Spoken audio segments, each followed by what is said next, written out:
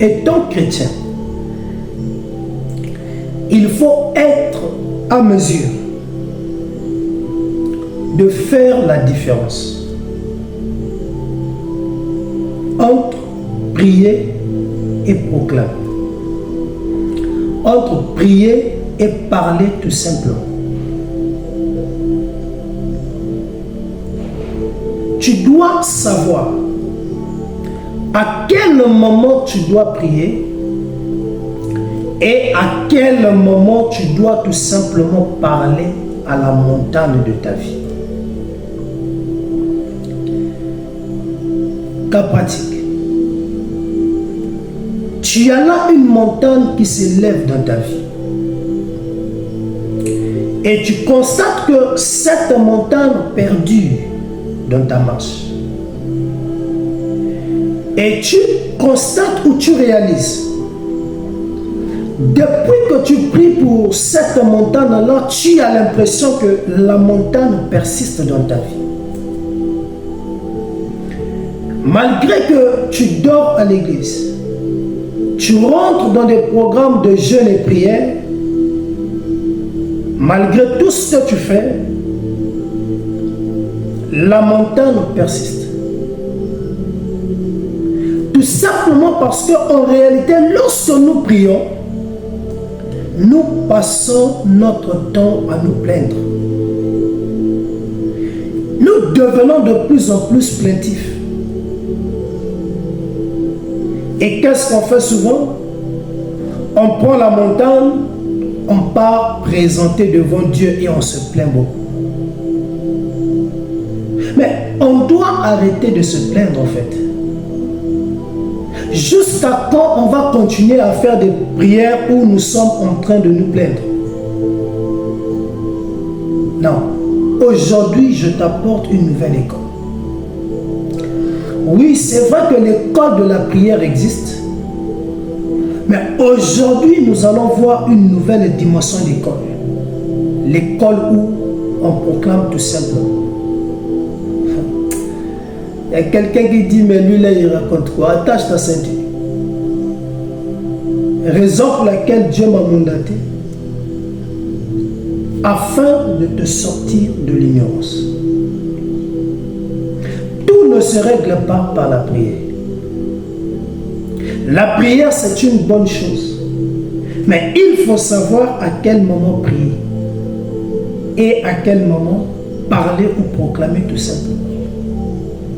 Mais ta montagne là, ça fait longtemps que tu pries pour ça. Mais pourquoi la montagne là ne te quitte pas? Mais tout simplement parce que tu ne connais pas le secret. Donc laisse-moi te transmettre le secret qui t'amènera à la victoire. Qui fera de telle sorte que la montagne là qui t'embête là quitte ta vie. Attache la ceinture. Dispose tout simplement tes oreilles à l'écoute de ce message. Oh my. Donc, en ce jour, nous allons mettre l'accent sur l'école du parler ou de la proclamation. Et donc, le thème de ce soir est intitulé « Parle à la montagne de ta vie ». Une montagne s'est levée dans ta vie. Et lorsque je parle de montagne, en fait, tu peux remplacer montagne par problème. Donc, s'il faut remplacer les X par leur valeur, je dirais tout simplement aujourd'hui, ne prie pas pour ton problème, mais parle à ton problème. Tu sais, quand tu pries souvent pour tes problèmes, là, tu te plains trop. Seigneur, regarde, ça ne va pas. Seigneur, tel domaine, ça ne marche pas. Et tu vas te rendre compte là, en fait, tu passes trop ton temps à te plaindre et à faire des éloges à la montagne de ta vie. Mais tout simplement parce que tu es ignorant. Et tu ignores l'autorité, le pouvoir et la puissance qui réside en toi. Tout ne se résout pas par le canal de la prière. Donc aujourd'hui, je viens te montrer une nouvelle stratégie pour avoir les résultats efficaces. Cas pratique. Dieu, dans Genèse chapitre 1, lui aussi, il était confronté à une situation. Et la situation là, c'était quoi? Une montagne s'était aussi levée dans la vie de Dieu. Et cette montagne-là, on l'appela ténèbres. Donc, les ténèbres représentaient une montagne pour la vie de Dieu. Maintenant, comment est-ce que Dieu a fait pour se débarrasser de la montagne qui embêtait sa vie? Alors, la Bible dit tout simplement que, si on prend Genèse 1, verset 3, Dieu dit que la lumière soit et la lumière fut. Dieu n'a pas prié.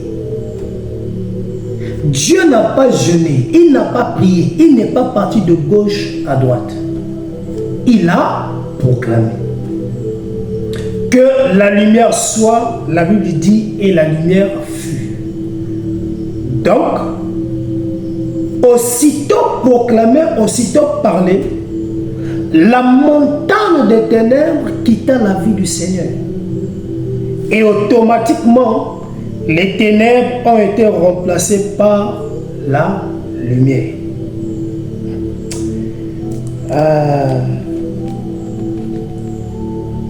Dieu a parlé, il n'a pas prié. Il a mis là en jeu son autorité.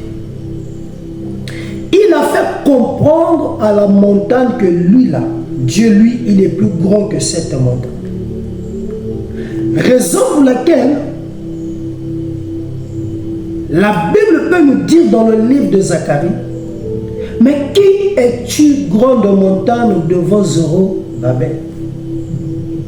La Bible reconnaît que cette montagne-là est grande. Cette montagne-là est grande.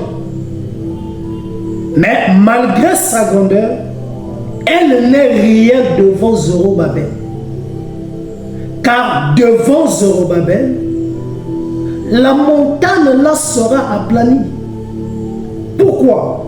Parce que Zorobabel avait l'onction. En quelque sorte, j'aimerais changer les choses. Il avait Dieu en lui. Et du fait que Dieu était en lui, la montagne n'était rien devant lui. Pas à pas, nous sommes en train de découvrir. Dieu, pour se débarrasser de la montagne, il n'a pas prié. Il a parlé.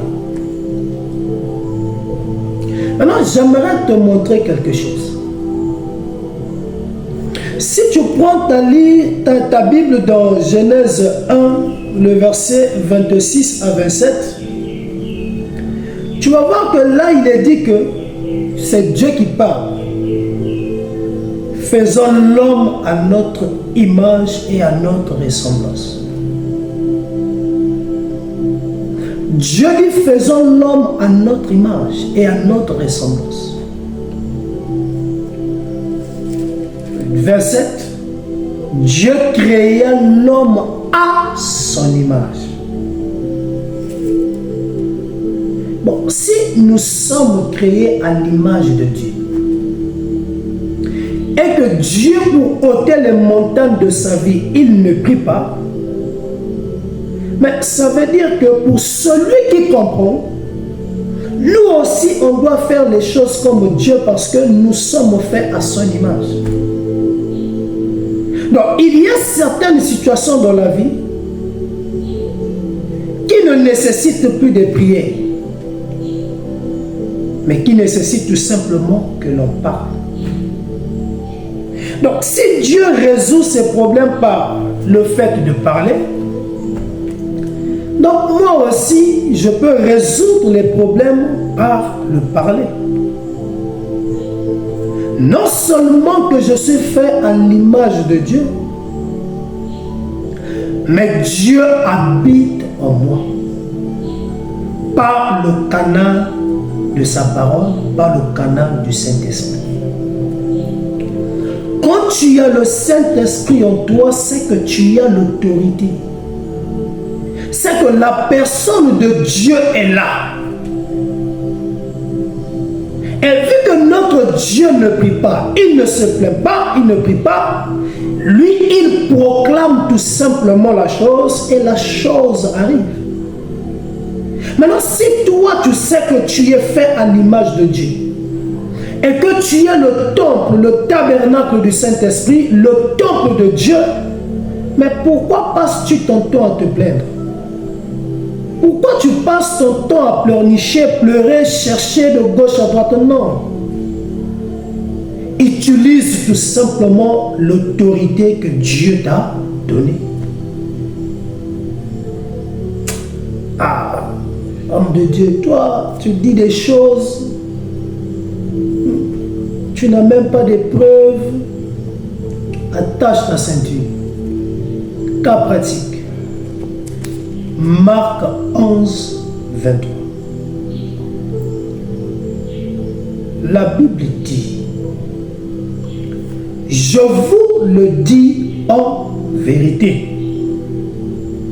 Si quelqu'un dit à cette montagne, ah, là c'est Jésus qui parle aux disciples. Qui est Jésus? Il est Dieu. Et c'est lui, Jésus, qui dit à ses disciples-là. Donc, si quelqu'un dit à cette montagne, ah, on n'a pas dit que si quelqu'un prie, non. Si quelqu'un dit, dire, c'est parler. Donc, en d'autres termes, Jésus est en train de transmettre une connaissance aux disciples.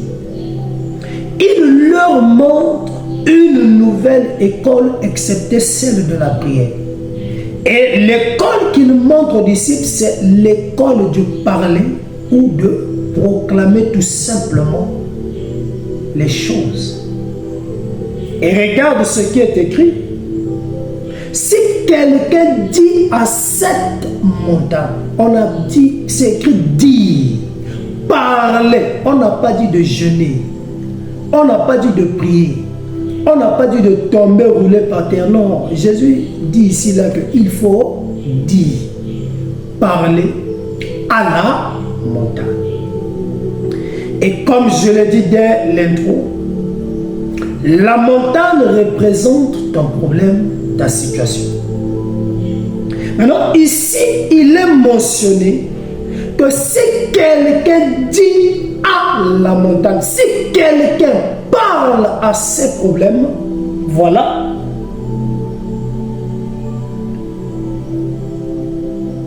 En disant quoi? Ôte-toi de là et jette-toi dans la mer. Quand tu regardes bien, qu'est-ce qui se passe ici? C'est un ordre qui est donné. Donc, si quelqu'un pouvait donner un ordre à la montagne, en disant à la montagne, ôte-toi de là et va te jeter dans la mer, ça veut dire que tu donnes les ordres à la montagne de ta vie. Tu mets là, bien-aimé, en place ton autorité. Et tu montres à la montagne de ta vie que tu es au-dessus de lui.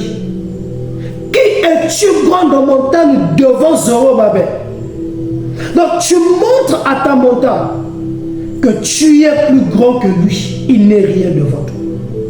Et tu lui donnes les ordres. Donc là, tu exerces là l'autorité que Dieu a mis en toi. Et tu lui dis, ôte-toi de là et va te jeter dans la mer. Attache la ceinture. On prend la suite. dispose les oreilles. Et il continue. Donc, s'il dit à cette montagne, ôte-toi de là et jette-toi dans la mer, et s'il ne doute point en son cœur, là un autre point vient de sortir. C'est la notion de foi.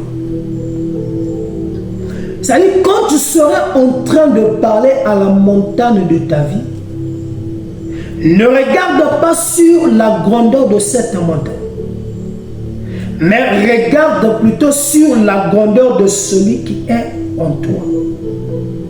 Car lui, il a la capacité d'aplanir cette montagne.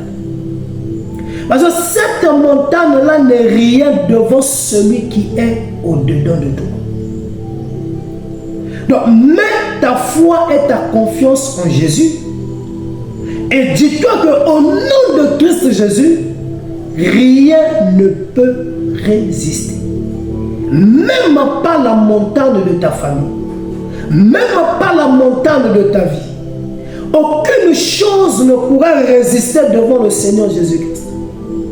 Et donc, quand tu serais en train de donner les ordres à la montagne de ta vie, ne doute point, mais elle a foi. Mets ta foi en jeu. Crois que ce que tu proclames, tu verras cela s'accomplir. Crois que ton Dieu est capable d'agir et de faire. Dieu était sur le trône. Il n'était pas paniqué. Il a regardé la montagne, c'était les ténèbres. Il a tout simplement prononcé la parole en disant que la lumière soit et la lumière fut. Il avait la confiance en lui. Et si toi tu es à l'image de Dieu, tu dois aussi faire les choses comme lui. Proclame tout simplement et tu verras la chose s'accomplir. Mais à condition que tu puisses mettre ta foi en exercice. Et regarde ce que dit la Bible. S'il ne doute point en son cœur, mais croit que ce qu'il a dit arrive, il le verra s'accomplir. Ah. Donc l'école d'aujourd'hui consiste tout simplement à parler et proclamer des paroles. Parce que la Bible nous dit que la mort et la vie sont au pouvoir de la langue. C'est que ta langue là a la capacité de donner la vie et de ôter également la vie. Cela revient à dire que la langue possède une puissance, un pouvoir. Donc ce que tu proclames, c'est ce que tu vas aussi voir et vivre. Mais quand tu sais que Dieu est en toi, est la pensée positive. Crois que tout ce que tu proclames, tu le verras s'accomplir et tu le verras exactement. Il y a des choses où il faut prier, mais il y a des moments où on ne prie plus, on proclame. Quand tu pries, tu te plains. Tu prends là tes problèmes, tu vas les présenter à Dieu. Tu prends ta montagne, tu présentes ta montagne là à Dieu. Non, il est temps maintenant que tu prennes Dieu et que tu l'amènes devant ta montagne et que tu ordonnes maintenant à la montagne d'obéir à Dieu. Et tu lui dis tout simplement, et toi montagne, à l'instant où je parle, tu quittes ma vie. Au nom de Jésus-Christ, la montagne ne va pas résister. Tout simplement parce que notre Dieu est au-dessus de cette montagne. Raison pour laquelle, bien-aimé Jésus, il pouvait voir de loin un figuier. Et vous savez, en Israël, avant que le figuier ne puisse donner les feuilles, il donne d'abord les figues, c'est-à-dire les fruits. Donc, lorsqu'on peut voir un figuier donne des feuilles, donc forcément il faut que le figuier là présente les fruits. Donc Jésus eut faim ce jour-là et il pouvait voir le figuier de loin qui donnait déjà des feuilles. Donc lorsqu'on dit figuier qui donne les feuilles, ça veut dire qu'il y a forcément des figues. Donc Jésus pouvait se dire là je suis sauvé. Donc sûrement cet arbre-là pourra me donner les figues. Et quand Jésus arrive devant le figuier, il se rend compte que le figuier donnait des feuilles, mais il n'y a pas de figues, il n'y avait pas de fruits. Mais est-ce que Jésus a jeûné ou prié pour le figuier là? Non. Jésus a tout simplement prononcé la parole parce qu'il avait remarqué au fait que le figuier là jouait à l'hypocrisie. Pourquoi l'hypocrisie? Parce qu'aucun figuier ne peut présenter les feuilles en Israël sans avoir les figues. Mais le figuier là n'avait que des feuilles, pas de figues. Donc il était hypocrite. Il donnait l'impression qu'il y avait des figues, mais en réalité il n'en avait pas. Et Jésus a dit quoi? Il a maudit le figuier tout simplement. Il a tout simplement prononcé la parole en disant que bon, on verra qui viendra encore manger de ton fruit. Il a maudit le figuier et le figuier fut maudit. Est-ce qu'il a prié? Est-ce qu'il a jeûné? Non. Il a juste parlé à la montagne qui se présentait devant lui. Toi aussi, apprends à parler à la montagne de ta vie. Quelle est cette montagne-là qui t'embête depuis des années? Aujourd'hui, je te montre cette école où tu ne pourras que prononcer, mais au nom du Seigneur Jésus-Christ. Et à l'instant où je suis en train de te parler, tu peux déjà te lever afin de parler à la montagne de ta vie.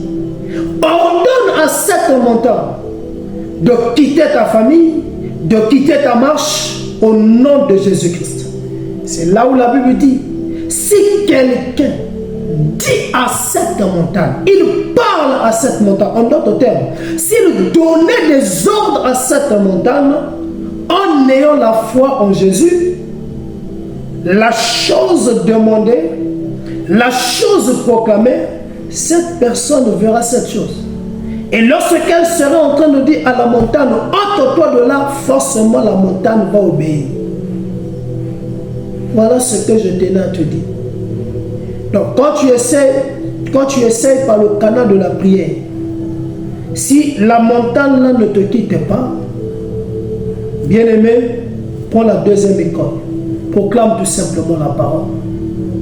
Et tu témoigneras la grandeur de l'Éternel. Que Dieu vous bénisse richement.